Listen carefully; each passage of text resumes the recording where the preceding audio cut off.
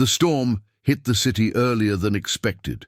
Dark clouds rolled over the highway as the CEO, Amelia Grant, pulled her luxury car to the roadside. The engine sputtered twice before dying completely. She stepped out, shivering in the cold wind, heels sinking slightly into the wet gravel. She was powerful, elegant but helpless tonight. A few minutes later, headlights approached slowly. A modest old pickup truck stopped behind her. A man stepped out, tall, humble, wearing a worn jacket and calm eyes. "You okay, Mom?" he asked gently. She hesitated before nodding. "My car just stopped." The man introduced himself as Ethan, a local mechanic heading home. Ethan opened the hood and leaned in as rain sprinkled harder. "Your alternator's gone," he said softly. "Won't run tonight." Amelia sighed, frustration visible. "Can you tow it?" He shook his head. His tow truck was miles away, but he didn't leave her stranded.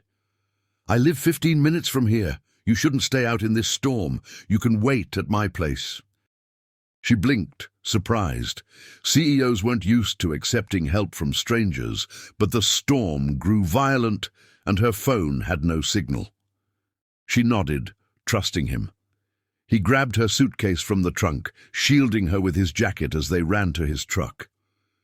She felt vulnerable but oddly safe with him beside her. Ethan's house was small but warm. A fireplace crackled gently, filling the room with a soft glow. He offered her a towel and a blanket, apologizing for the simplicity of his home. She smiled faintly.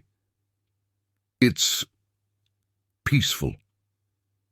He made her tea while she dried her hair, and for the first time in years, the CEO felt human again, not observed, not judged. They talked for hours. She learned he had lost his parents young and worked 2 jobs to keep his home.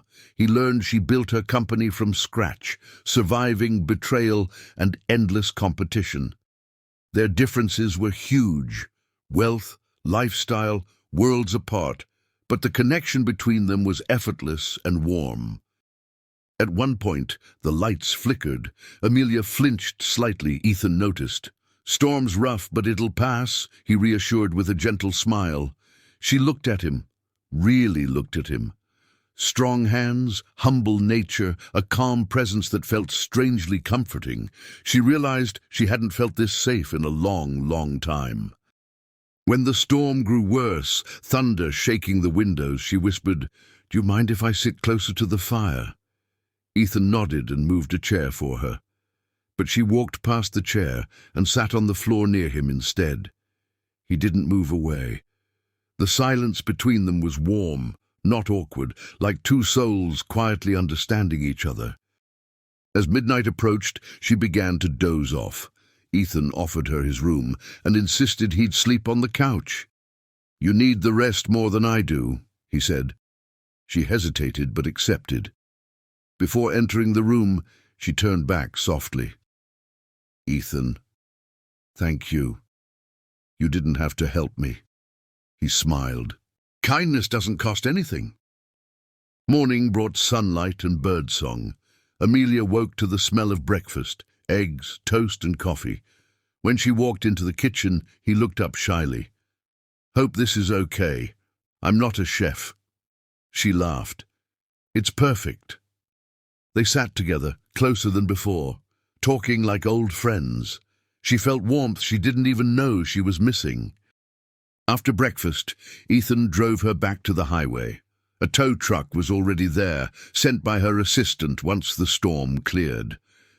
Amelia stepped out slowly, suddenly not wanting the moment to end. Ethan handed her his card. "For repairs, or anything you need." His voice was calm, but his eyes held something deeper. Before stepping into the tow truck, she looked back at him. Her voice softened in a way it never had in boardrooms. "Ethan, I want to see you again." He blinked, startled, but hopeful. "I'd like that." She smiled, a real warm smile he hadn't seen from her before, and held his gaze for a long moment. Days later, she returned to his garage. Not for repairs, but for him. The moment he stepped out, wiping oil from his hands, she felt something melt inside her. "Miss Grant?" he asked. She shook her head gently. "Just Amelia." Her voice trembled slightly. "I came back because that night meant something to me." Ethan stared at her, feeling the same truth. She stepped closer, heart pounding.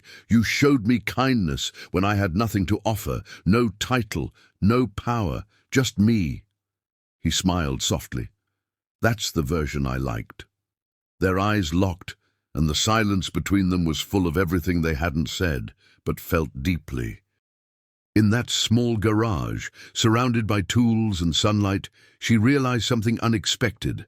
She had fallen for the man who offered her shelter, warmth, and sincerity when she needed it most.